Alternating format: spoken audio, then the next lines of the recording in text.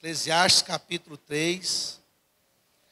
A partir do primeiro versículo, do verso 1, nós vamos ler agora. Tudo tem uma ocasião certa e há um tempo certo para todo propósito debaixo do céu. Tempo de nascer e tempo de morrer. Tempo de plantar e tempo de arrancar o que se plantou. Tempo de matar e tempo de curar. Esse matar aqui, né, quer dizer sobre ferida, né? É sobre alguma ferida. E tempo de curar. Tempo de derrubar e tempo de edificar. Tempo de chorar e tempo de rir. Tempo de plantear e tempo de dançar. Tempo de espalhar pedras e tempo de ajuntar pedras. Tempo de abraçar e tempo de deixar de abraçar. Nós estamos vivendo isso aí, né? Nessa pandemia. Tempo de buscar e tempo de perder. Tempo de guardar e tempo de jogar fora. Tempo de rasgar e tempo de costurar. Tempo de edificar calado e tempo de falar. Tempo de amar e tempo de odiar. Tempo de guerra e tempo de paz. O que ganha o trabalhador com todo o seu esforço, tenho visto a tarefa difícil que deu aos homens para nela se ocuparem. Tudo o que ele fez é apropriado ao seu tempo, também colocou a eternidade no coração do homem. Mas mesmo assim, ele jamais chega a compreender inteiramente o que Deus fez. Eu quero orar por você nessa hora. Pai, nós estamos aqui diante do Senhor, diante da tua presença. Papai, como eu estava orando aqui na hora da adoração ao Senhor, e eu falei ao Senhor, ó Deus, que o que adianta a gente vir aqui nos preparar para ministrar um belíssimo louvor, como foi esse louvor aqui nesta noite. Ó Deus, se o Senhor, ó Deus, não manifestar a tua presença, se o Senhor não tocar em cada um de nós, não falar com cada um de nós que estamos aqui. Papai, o que adianta eu ministrar essa palavra?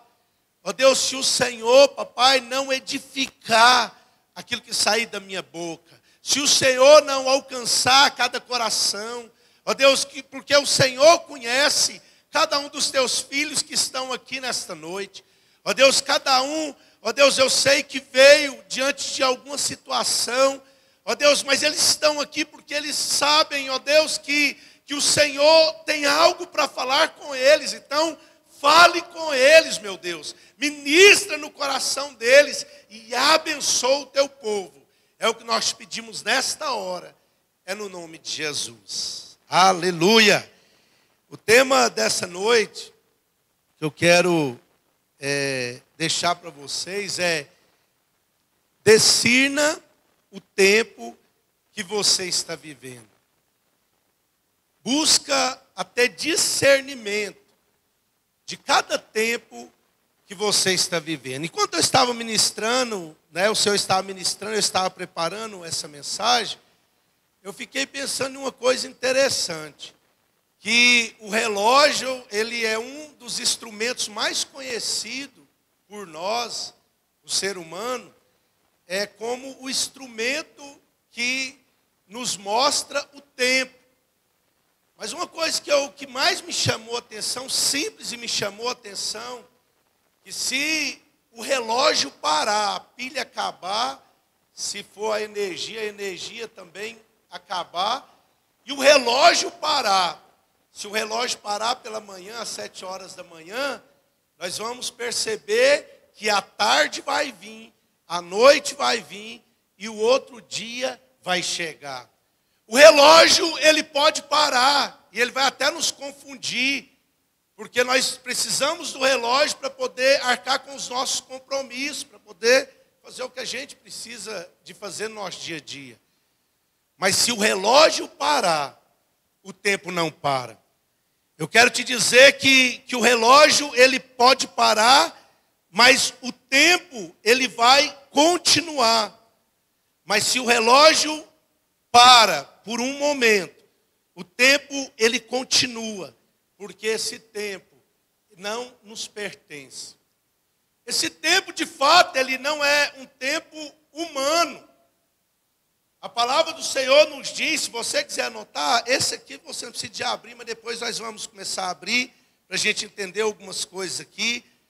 Mas a palavra de Deus nos diz, lá em Atos, capítulo 1, no versículo 6, no versículo 7, que os discípulos falaram para Jesus, olha, Senhor, qual que é esse tempo? Será esse tempo que o Senhor vai restaurar o reino de Israel?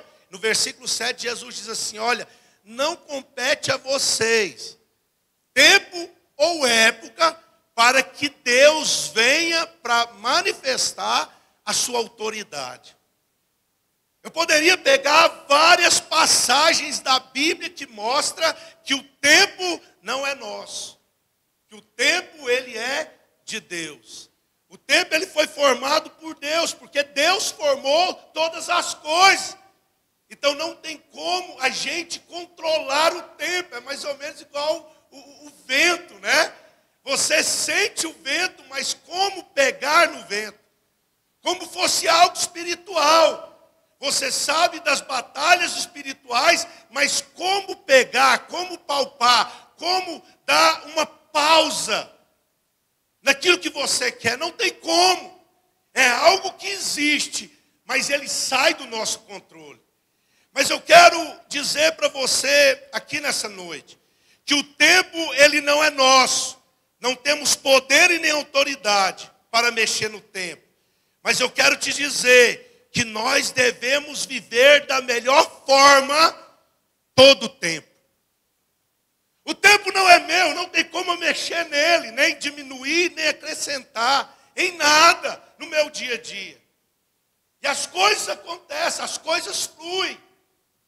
Nós estávamos fazendo, né, a melhor versão, parece que esses dias, na virada do ano, no final do ano, e nós percebemos que já está no meio do ano, e logo, logo esse ano vai passar, e as coisas acontecem. Então nós não temos o controle. A pandemia veio, pessoas tiveram que entrar para dentro dos seus lares, muitas coisas pararam, mas o tempo não parou.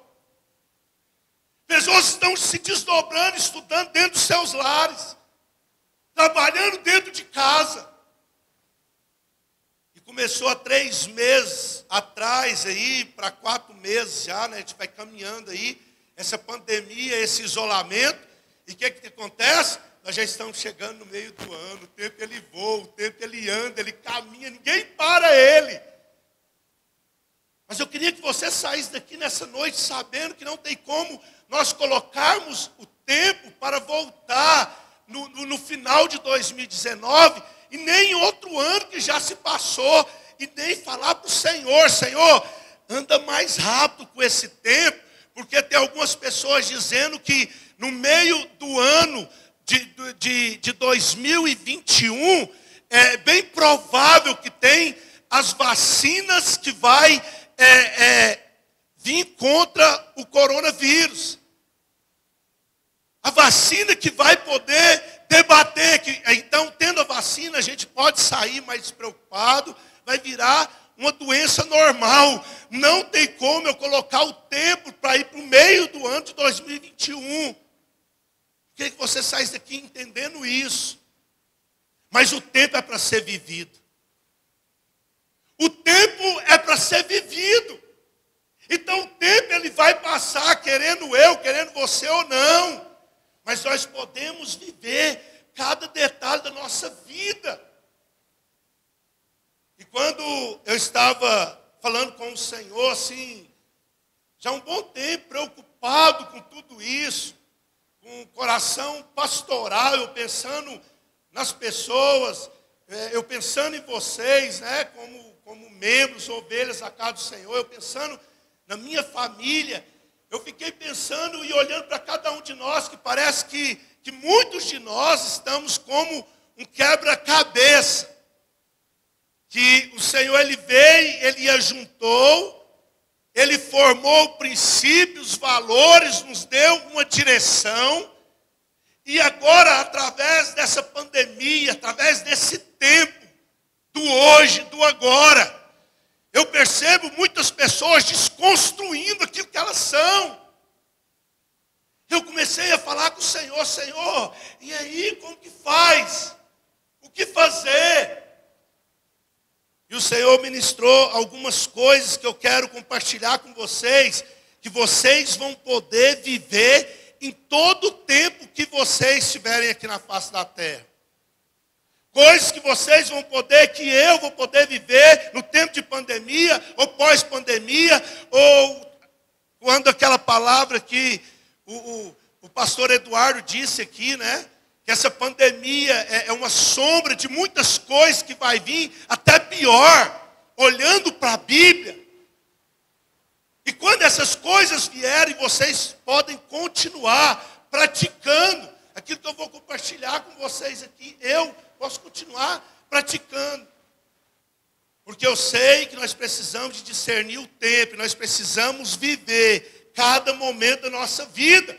E nós não podemos entregar aquilo que Deus já nos deu até aqui. Você não pode deixar de viver.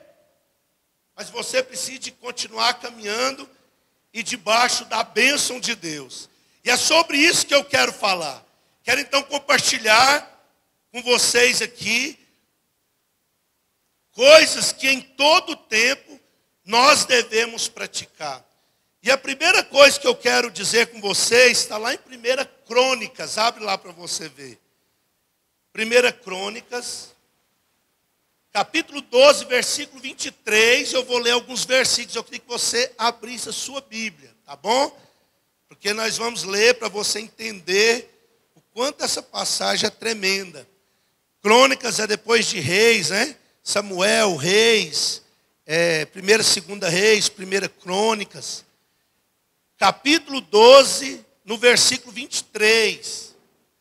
Quero fazer questão de ler para poder ficar mais claro o quanto é tremendo entender aqui esse princípio.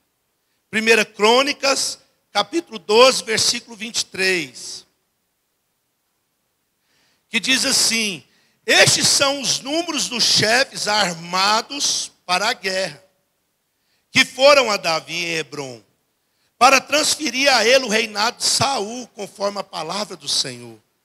Do povo de Judá, 6.600 armados para a guerra com escudo e lança. Eu quero que você preste bem atenção para vocês verem o quanto essas tribos aqui, esses povos, eles estavam armados até o dente. Presta bem atenção nisso. No versículo 25. Do povo de Simeão, 7.100 guerreiros prontos para a guerra. Do povo de Levi, 4.600.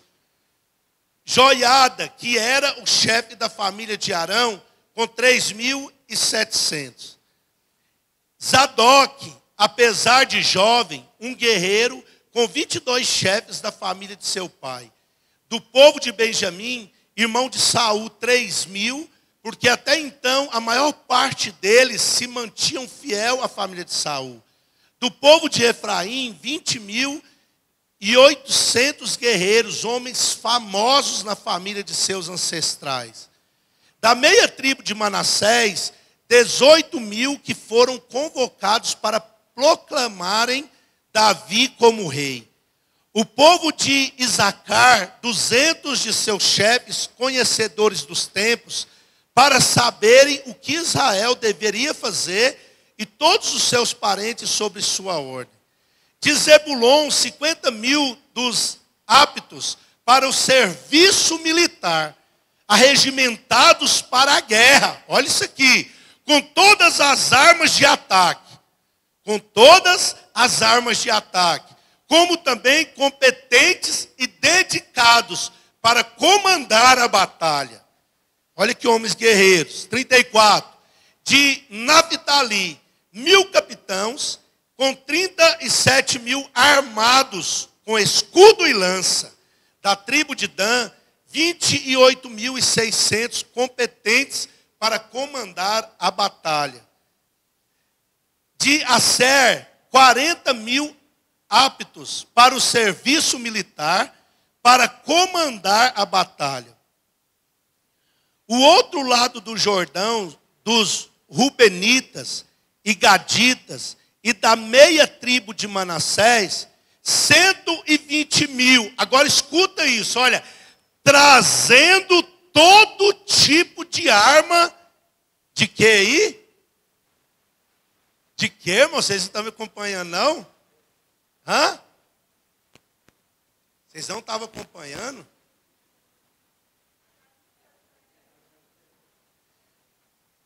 Então fala uma tradição diferente aí. Então tá, me desculpa.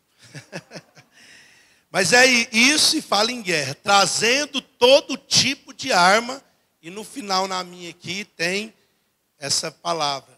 Arma de guerra. Precisamos, então, primeira coisa que nós devemos fazer em qualquer tempo. Discernir o tempo e o que fazer. Você pode repetir comigo? Em qualquer tempo, diga assim, em qualquer tempo, eu preciso discernir o tempo e o que fazer. Eu acabei de ler aqui, né, mesmo que não é muito atrativo, né, o que eu li em relação a guerras e armas e tudo mais, mas eu só fiz questão de vocês lerem comigo e perceber que cada tribo aqui, cada homem que eu fui lendo, eles eram chefe de uma tribo. E cada tribo com homens armados e preparados. A gente percebe que a maioria era militar. Estava aptos, porque eles eram militar. Homens que sabiam guerrear. Homens que iam para a guerra, que iam para a batalha, que iam para vencer. E aqui a gente consegue olhar que além, olha aqui, ó, que além do Jordão tinha lá mais 2 povos e a meia tribo de Ramassés. E a Bíblia diz que eles estavam com todo o armamento de guerra, tudo quanto é tipo de arma para poder ir e vencer uma batalha. Mas sabe o que é interessante, que chamou assim bastante a minha atenção? É que Isacar, ele era um dos filhos de Jacó, né? Foi o 9º filho de Jacó, o 5º filho de Lia, né? Essa mulher ela teve Isacar com Jacó. E sua tribo não tinha nenhum tipo de armamento. Vê no versículo 32 para você ver. O povo de Isacar, 200 de seus chefes, conhecedores dos tempos, para saberem o que Israel deveria fazer. Olha só, eles não tinham nenhum armamento, mas através deles, o rei Davi sabia como ele usaria cada guerreiro, cada armamento na hora certa. Então isso aqui, sabe, impactou, isso aqui foi muito forte quando eu li isso aqui e pude entender para esse momento que nós estamos vivendo. Esses homens, eles estavam sendo levantados aqui para poder chegar com Davi e colocar Davi como rei. Aqui o povo de Israel, eles tinha saído do cativeiro, eles tinha saído da Babilônia. E após essa libertação deles do cativeiro babilônico, Saul, juntamente com os teus filhos, morrem em uma batalha.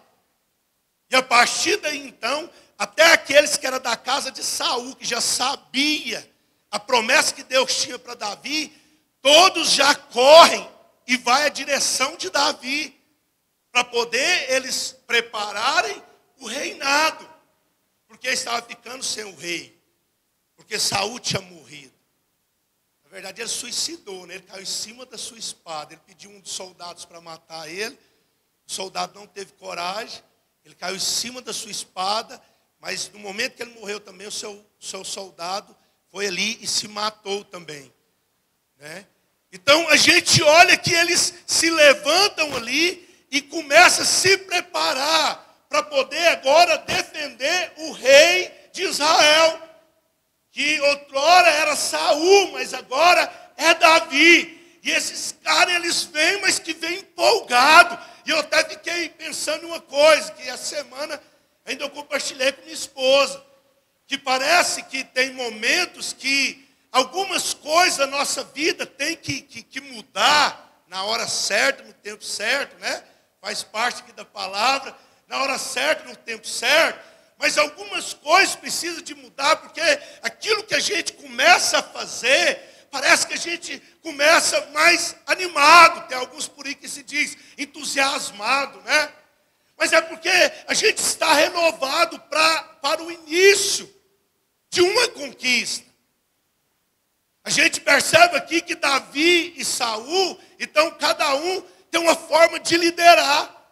Cada um tem uma forma de governar. E esses caras, eles vêm sem restrição, eles nem ficam meio assim, mas que era o meu rei, era Saul. A Bíblia diz que tinha alguns da casa de Saul, mas o rei era meu parente, era o meu familiar, né? Eu não sei se eu vou ajudar esse Davi. Não. A Bíblia diz que esses homens, né, eles se levantaram ali para poder ir com Davi até Hebrom, para poder colocar Davi como rei de Israel. E eles vão armados até os dentes. Mas o que eu acho interessante de tudo também é que eles não saem dando tiro para cima e para baixo, à torta e à direita, não. Havia uma voz de comando. Eles tomavam uma decisão quando a voz de comando vinha da tribo de Isacar, porque dali vinha de fato pessoas que sabiam discernir o tempo e sabiam o que fazer naquele tempo. E se você não discernir o tempo e saber o que deve fazer nesse tempo presente, você pode gastar tudo que tem de uma forma errada. Sabia que tem coisas nesse momento agora que não adianta você tentar gastar, não adianta você tentar empurrar para frente. Tem algumas coisas que você vai ter que colocar de lado, porque não é tempo para isso. Isso não vai ter valor nessa hora. Alguma atitude, alguma decisão que você precisa de tomar, que você talvez já estava se preparando para tomar uma decisão. E talvez isso está te angustiando, porque você não consegue ver uma porta de saída para você ir ali executar aquilo que você estava preparando.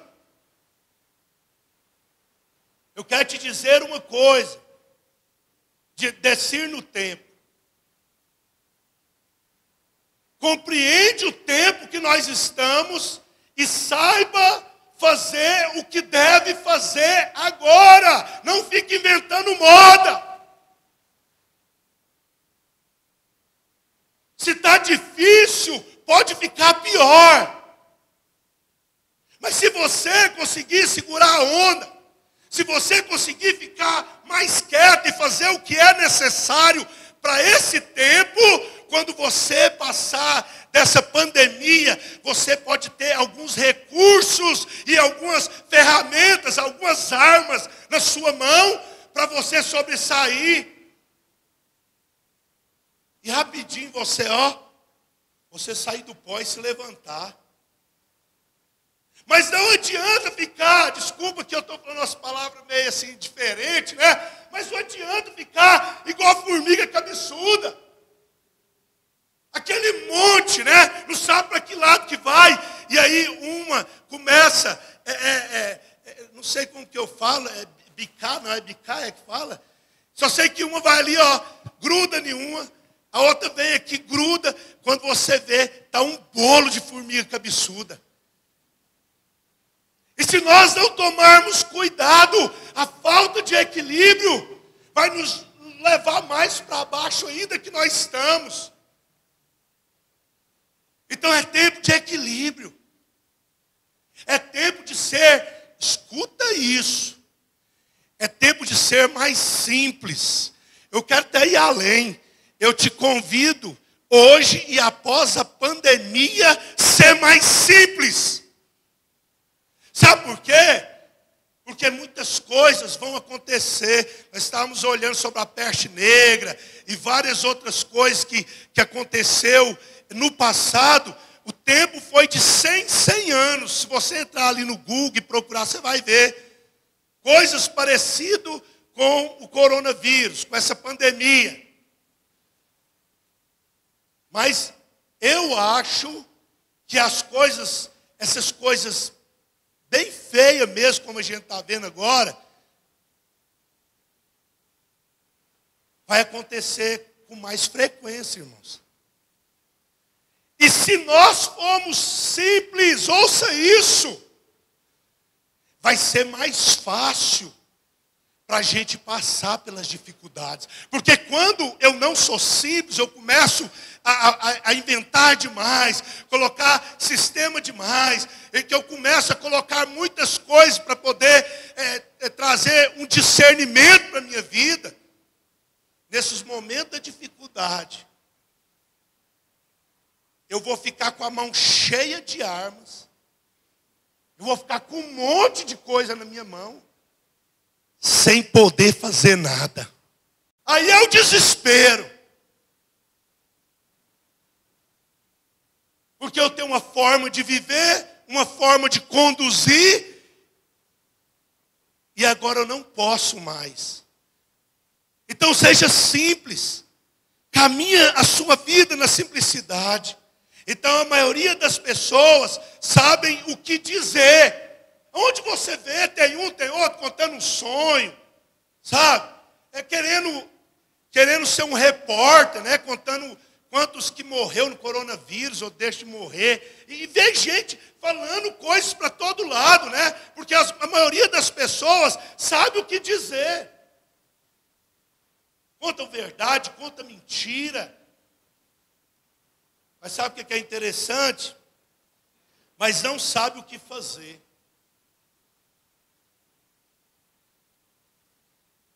Porque às vezes nós estamos falando, né, de algo, mas na hora de ir lá e executar, nós não conseguimos. Fazer é mais difícil, irmãos. Falar não é difícil. Então eu acredito que nesse tempo, se a gente falar mais, nós vamos sofrer mais. Pastor, o senhor está mandando a gente entrar em depressão, ficar calado? Não, fala mesmo, é terapia, eu mesmo gosto muito de falar. Mas cuidado com as viagens. Cuidado para você não ficar abrindo portas que, em vez de abençoar você, vai te atrapalhar. Então saia daqui hoje sabendo que não importa se eu estou só falando, isso aí não vai me levar em lugar nenhum. Mas se eu falar menos, mas eu conseguir praticar mais. Se eu falar menos, se eu conseguir ali executar mais. Se eu falar menos, mas eu conseguir ali fazer mais, eu vou ter mais sucesso. Eu acredito que a partir daí, esse quebra-cabeça que está dentro de nós, que talvez está uma parte para cada lado, ele pode começar a ser restaurado através do Espírito Santo de Deus. Acalma seu coração, tranquiliza-se, porque o Senhor é contigo. E outra coisa que devemos praticar, independente do tempo, né? Independente do momento que nós precisamos de praticar, é abandonar o nosso passado. Agora, olha isso aqui que é interessante. Abra sua Bíblia lá em 2 Reis, capítulo 2. Segunda Reis, capítulo 2, mas o verso 11, não o não. Nós vamos começar a partir do versículo 11, que diz assim: enquanto eles estavam caminhando e conversando, um carro de fogo com cavalos de fogo separou-os um do outro, e Elias subiu ao céu num redemoinho. Os dois eram Elias e Eliseu. Versículo 12. Vendo isso, Eliseu gritou: meu pai, o carro de Israel e seus cavaleiros. E não o viu mais. Pegou então as suas vestes e rasgou-as em duas partes. E pegou a capa de Elias que havia caído. Voltou e parou à beira do Jordão. E tendo pegado a capa de Elias que havia caído, bateu nas águas e disse: onde está o Senhor, o Deus de Elias? Quando bateu nas águas, essas se dividiram em duas partes, e Eliseu atravessou. Quando os seguidores dos profetas de Jericó viram isso, disseram: o espírito de Elias repousou sobre Eliseu. Então aproximaram-se dele e inclinaram-se com o rosto em terra. E disseram-lhe: há 50 homens valentes entre os teus servos. Deixa-os ir em busca do teu Senhor. Pode ser que o Espírito do Senhor o tenha arrebatado e lançado em um outro monte ou em algum vale. Porém, ele disse: não os enviarei. Mas insistiram com ele até que ele se convenceu. E disse-lhes: enviai-os. E enviaram 50 homens que o procuraram por 3 dias, sem encontrá-lo. Então voltaram para Eliseu, que havia ficado em Jericó. E Eliseu lhes disse: eu não vos disse que não fosseis? Olha o tanto que isso aqui é interessante. Eliseu, ele era um moço, né, que andava junto com Elias. Eliseu era o discípulo de Elias. E a Bíblia diz que os dois estavam andando e de repente veio uma carruagem de fogo. E Elias, ele subiu ao céu, né, através de um redemoinho naquele momento. Eliseu conseguiu pegar a capa de Elias. A Bíblia diz que foi sobre Elias uma unção dobrada. Aquilo que estava sobre Eliseu, uma unção dobrada. Aquilo que estava sobre Elias veio de uma forma dobrada para Eliseu. E Eliseu, quando pegou a capa, ele falou assim: Senhor, se o Senhor de fato, né, é o Senhor de Elias, se de fato o Senhor está comigo, eu vejo aqui ele fazendo uma prova com Deus. Quando eu bater essa capa sobre o rio Jordão, né, ele vai se abrir. E a Bíblia diz que na hora que Eliseu bateu a capa, o rio Jordão se abriu e Eliseu pôde passar em terra seca. Mas a Bíblia diz também que estava vindo algumas pessoas e viu todo aquele cenário. Olha isso aqui, irmãos. Eles viram todo aquele cenário, eles viram Eliseu pegando a capa, que era a unção dobrada, tudo que estava sobre Elias veio para Eliseu. E a palavra do Senhor nos diz que eles correram para perto de Eliseu. Mas naquela hora, o que eles fizeram? Eles começaram a questionar. E falaram para Eliseu assim: olha, deixa eu te falar uma coisa. Existe alguns homens aqui que querem ir à procura do corpo de Elias. Porque talvez o Espírito veio, se apoderou de Elias, levou Elias e talvez levou ele para outro monte. E a Bíblia diz que Eliseu disse que não ia liberar eles. Eles insistiram e Eliseu falou: então tudo bem, vai, pode ir. Mas Eliseu já sabia que Elias não ia ser encontrado por eles. A Bíblia nos mostra que esses homens foram e ficaram ali por 3 dias, sabe? Correndo, andando sobre a cidade e sobre os montes. Olha que loucura. Saiu procurando o corpo de Elias no monte, no meio das cidades e por onde eles podiam passar. Acredito que quando a gente vai procurar alguém, como que a gente faz? Quem que a gente vê na frente, a gente pergunta, né? Você viu Elias? Acredito que todo mundo conhecia o homem usado por Deus como ele era. Vocês viram Elias por aí? Mas não, o que aconteceu? Depois eu te conto, eu nem tenho tempo para te contar. Eu estou procurando ele. E talvez algumas pessoas ficaram até sem entender. Porque eles saíram e foram para bem distante, por 3 dias, procurando o corpo de Elias. Mas os profetas de Elias viram Eliseu abrindo o rio Jordão. Olha isso aqui, com a capa de Elias. Em vez de buscar o manto, o que eles fizeram? Eles foram procurar o corpo de Elias. Ou seja, eles ficaram presos no passado. Em vez deles quererem saber o que aconteceu, porque foi transferido para Eliseu uma unção dobrada, em vez deles quererem também daquela unção, porque eles andavam também com Eliseu, com Elias e Eliseu, eles sabiam daquilo que Elias carregava, da palavra que Elias ministrava, em vez deles correrem ali e falar assim, olha, o que passou, passou. Agora eu quero saber aí, Elias, como que é esse manto e como que esse negócio funciona? Você pegou a capa de Elias, bateu sobre a água e o Jordão se abriu, então a unção está sobre a sua vida. Como que é isso? Eu quero viver isso. Em vez deles passarem sobre o rio Jordão, em seco, e atravessar o rio, e continuar a caminhada, o que eles fizeram? Deixa a gente ir. Talvez o Espírito soltou ele por aí, em algum monte, em outro lugar, e nós precisamos de achar Elias, e de fato, o que eles desejavam, era o que estava sobre Elias, irmãos. Isso que eu estou dizendo é com propriedade. Às vezes a gente está ministrando em algum lugar,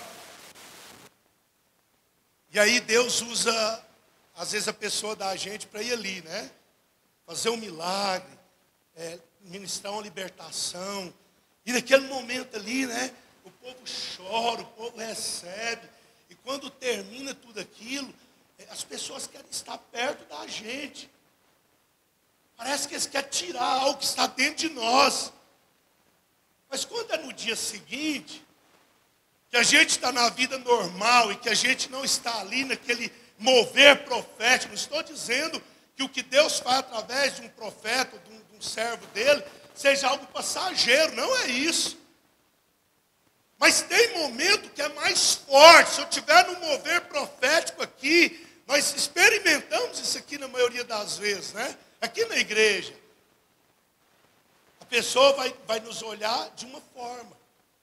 Mas no momento que nós passarmos a estar no nosso cotidiano normal, deixa eu explicar melhor. O homem sem Deus, ele não é nada. Ele pode ter o nome de pastor, ele pode ter o nome de evangelista, de profeta, de mestre, de apóstolo. Mas se a unção de Deus não estiver sobre a vida dele, irmãos, vai ficar tudo natural, tudo normal. Então o que fazia diferença não era Elias, mas era a unção que estava sobre ele, da parte de Deus, que Deus derramava sobre a vida daquele profeta. Mas eles ficaram presos no passado. E eles correram ali, em vez de eles se preocuparem com o manto, com a capa, com aquele mover que estava acontecendo. Porque a Bíblia diz aqui, né, que quando Elias viu Eliseu subindo, ele falou aqui, né, por 2 vezes, né, ele menciona, dizendo aqui, olha, olha isso aqui, meu pai, doeu no coração dele, um filho. Eliseu era um discípulo, era um filho. Mas eu consigo ver ele indo para frente.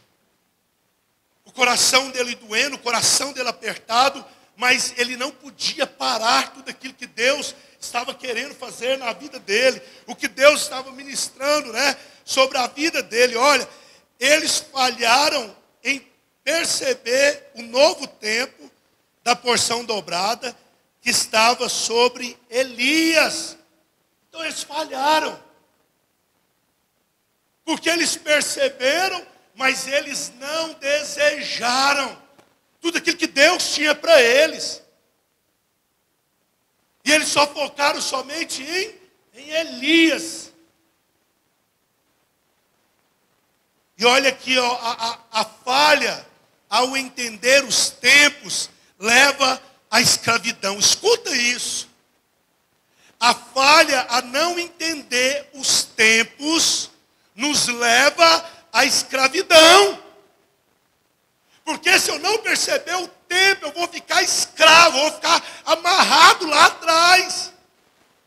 Eu sei que não tem tempo para isso, mas sabe o que eu ia fazer hoje? Eu ia dar oportunidade aqui para umas 4 a 5 pessoas falarem de coisas que eles tiveram que se reinventar depois da quarentena. E quando tem uns, irmãos, que estão, né, de fato, no saudosismo. O saudosismo é a pessoa pegar uma cadeira e ir para debaixo de uma tenda, né? Sentar nessa cadeira e ficar lá olhando para a tenda, olhando para o tempo, sem ninguém por perto, num deserto, e falando assim, olha, ai, naquele tempo era bom.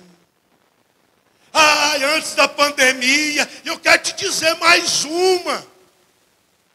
A pandemia, essa pandemia ela vai passar. Esse problema do coronavírus, ele vai ser resolvido. Mas eu tenho aqui que te orientar nisso. Vocês não precisam ficar pensando assim, não, na hora que a pandemia passar, as coisas vão tudo se organizar. Sim, as pessoas vão trabalhar. Acredito que no primeiro momento vai ser mais difícil a gente ficar abraçando, pegando na mão. Mas as coisas vão funcionar. Nós temos já esse instinto que Deus colocou dentro de nós, de acostumar com o ambiente. Então, na hora que vai começar a abraçar, né, pegar na mão, isso aí vai ser normal, as coisas vão voltar ao normal. Mas muitas coisas não voltam mais. Semana passada mesmo eu mandei, né, para algumas pessoas de uma área aí, né, não vou falar aqui, mas uma profissão que eu mandei para as pessoas que eu conheço, e falei assim, olha o que esse estudioso está falando, o que esse homem está dizendo sobre a sua área. Então, acelera. Começa a abandonar a forma que você fazia mesmo. Você está indo no caminho, que a pessoa está indo no caminho. Ela está se reinventando. Porque se eu ficar preso no passado, eu não vou conseguir ver e desfrutar de tudo aquilo que Deus está fazendo para mim no futuro, para frente. Tem pessoas nesses últimos dias, não foi só uma pessoa, mais pessoas, me perguntando, pastor, para que então estudar tanto? Para ser um profissional bem-sucedido. Pastor, será que a gente precisa de continuar projetando? Porque é do jeito que as coisas vão. Eu acredito que talvez nós esteja como um quebra-cabeça dentro de nós. Uma parte para um lado, outra parte para outra. Mas se a gente deixar o Senhor mostrar para nós, trazer luz diante de tudo aquilo que Ele está fazendo em nossas vidas, Ele vai trazer alegria para nós projetarmos.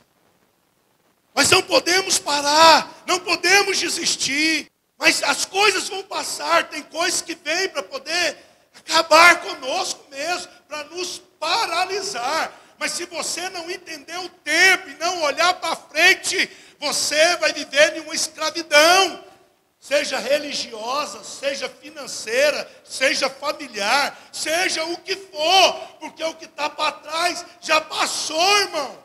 E é tão interessante que até as coisas boas que contribuiu lá atrás para você chegar até aqui, você deve falar bem, você deve dar um ok, mas da forma que você fez lá atrás, não vai ter como fazer aqui mais. Então, às vezes, em vez de nós vivermos o novo de Deus, aquilo que Deus está fazendo, o Jordão que Deus está abrindo para nós, o caminho que Deus está abrindo para poder a gente conseguir ir bem, sair bem com a nossa família. Se nós ficarmos presos, se nós não discernirmos esse tempo, ou como fazer, e deixar tudo aquilo que Deus está fazendo hoje, olha para frente, vamos caminhar. Quantos de nós estamos vendo o novo de Deus na nossa vida, mas não entendemos o que está acontecendo?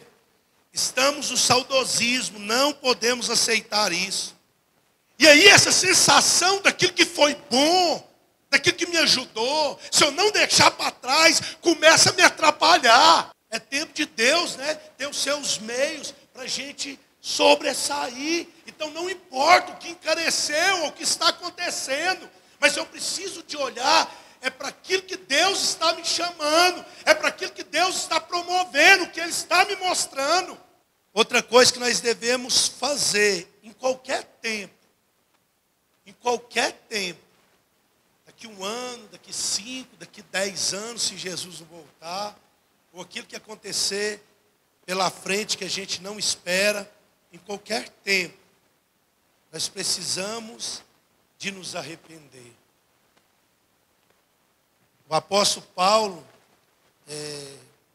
lá em Atos capítulo 26, Atos, se você puder abrir também, capítulo 26. Atos capítulo 26, versículo 20. Diz assim, olha. Atos capítulo 26, no versículo 20.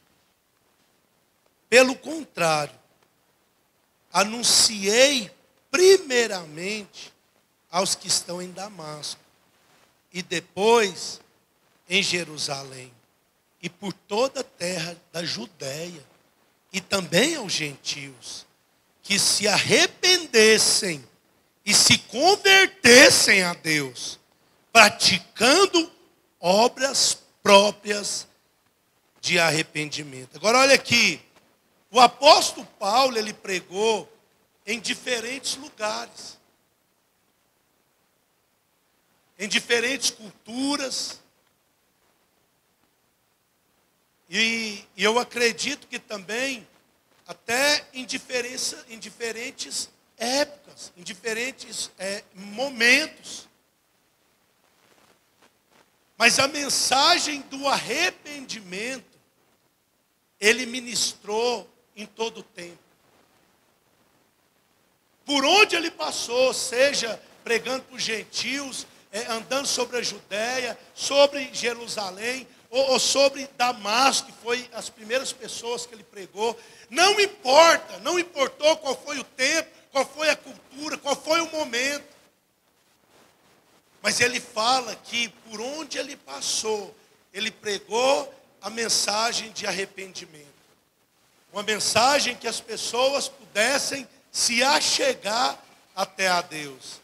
E eu sei que eu não tenho tempo mais para isso, mas o próprio salmista, ele diz que os pecados dele envelheceram os ossos dele, até os ossos dele, ele sentiu fraco.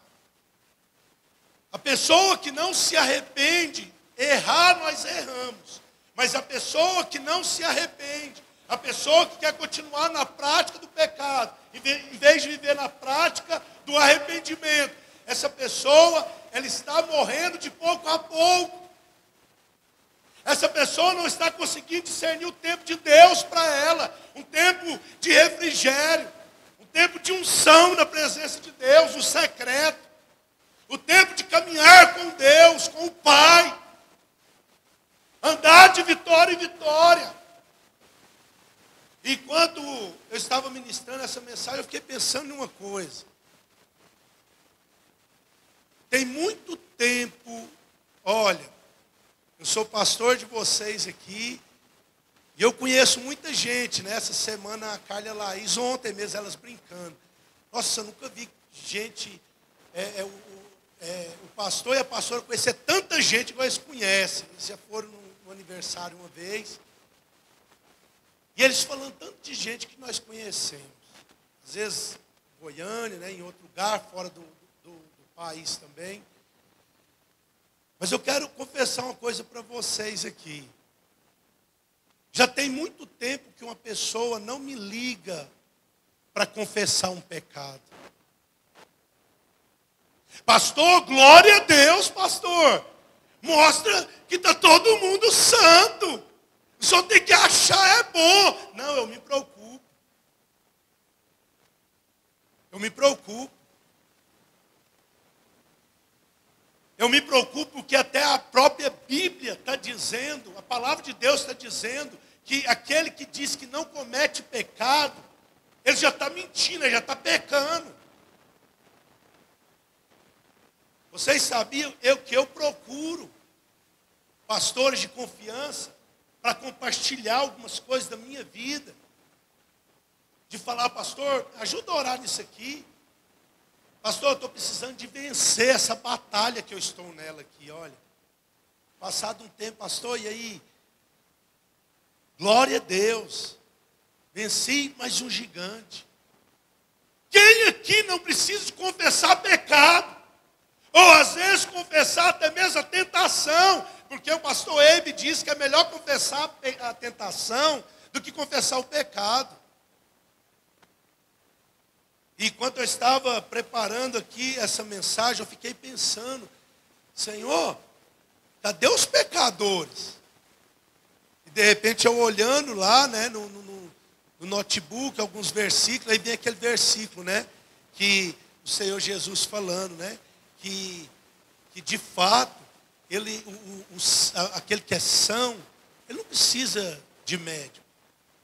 Mas o Senhor Jesus, Ele veio para os perdidos, mas para que eles se voltem ao arrependimento, irmãos. E às vezes nós estamos levando a nossa vida de boa, vamos lá. Qualquer coisa nós vai ali na igreja, né? E se a gente não tomar cuidado, irmãos, nós vamos começar a andar nessa linha. Uma linha que vem na igreja, parecendo que é um supermercado, que vem e pega só o que quer e vai embora, e semana seguinte volta. Mas não é isso. Deus não está nos chamando para isso. É tempo de discernir o tempo.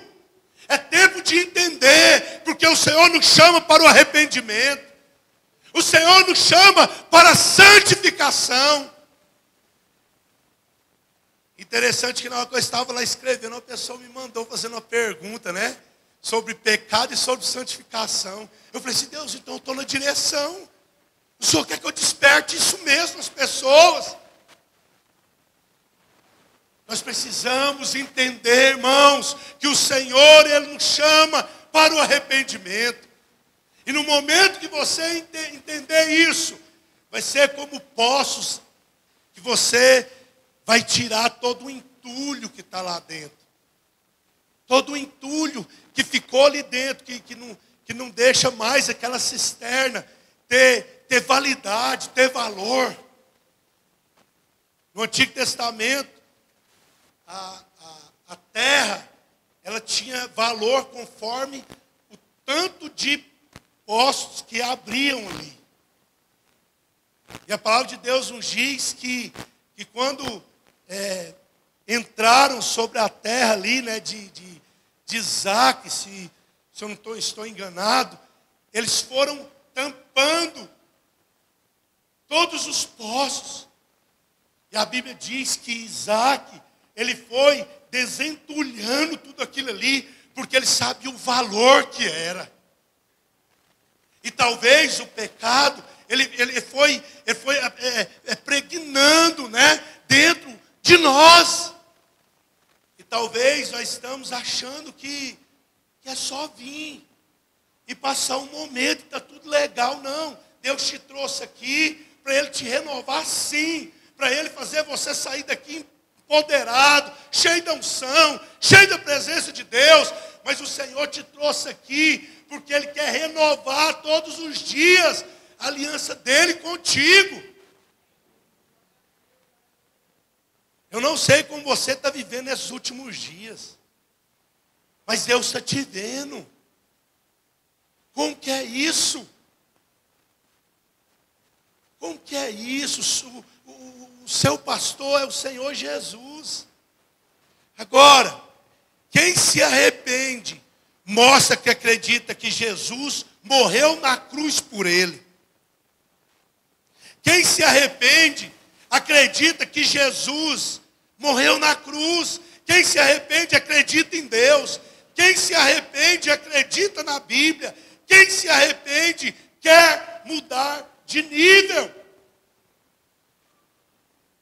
Porque se essa palavra entra aqui, sai aqui, você vai receber uma oração e vai embora.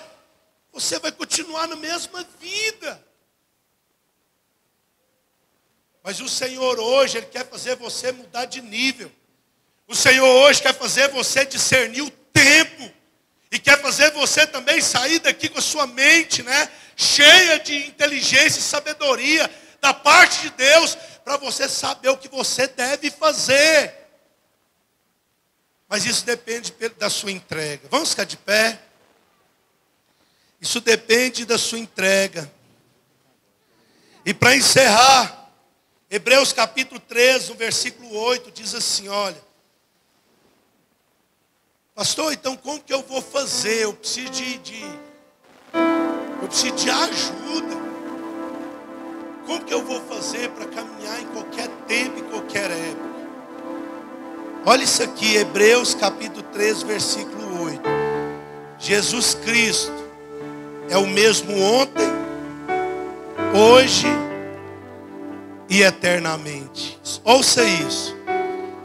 Jesus esteve na sua época, no seu tempo, no seu, no meu, conosco, no passado. Ele está aqui nesse tempo presente. E a Bíblia diz que Ele é eternamente o mesmo. Ou seja, antes de ser, Ele já é. Antes de chegar naquilo que está nos esperando, seja um momento bom, ou seja um momento ruim, Jesus já está lá. Ele é eternamente. Ele já está lá. Antes de acontecer os dias, Ele já é. Então, por você mesmo, você talvez não consiga, mas eu quero te dizer, se apegue em Jesus. Se apegue em Jesus. Porque diante de todas as dificuldades que você já passou na vida, ontem, no passado, o que nós estamos passando hoje, no presente, foi o Senhor Jesus que nos trouxe até aqui. E tudo que tem pela frente, que talvez você está com medo, que isso tem roubado a paz do ser humano, irmãos. Eu quero te trazer uma palavra que seja como revelação na sua mente, no seu coração. Não sabemos o que vai acontecer daqui 1 minuto, daqui 10 anos, 20 anos. Não sabemos do futuro dos nossos filhos. Mas eu quero te dizer que Jesus vai estar lá. Ele já está. E Ele não só está, como Ele vai nos dar força para nós conseguirmos vencer a caminhada.